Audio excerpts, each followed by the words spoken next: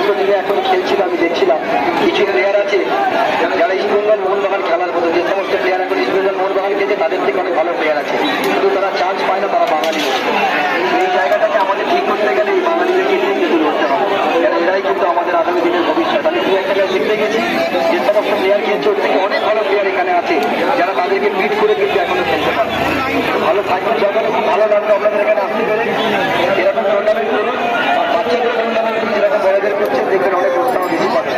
কেন দেখুন একটা জিনিস মনে রাখবেন, আপনারা যেখানে চাই কিছু করুন না কেন, ছোট ছোট বাচ্চাকে জিজ্ঞেস করুন যে বেশি কোথাকার প্লেয়ার ও কিন্তু বলবে, তাই তো রোনাল্ডো কোথাকার প্লেয়ার বলে দিল পর্তুগাল, ওদের ওখানকার প্রেসিডেন্টের কথা বলতে তার মানে বুঝতে পারছেন ফুটবল খেলতে বলতে গেলে যাওয়া যায়। ফুটবল খেলে নিজের নিজের গ্রাউন্ড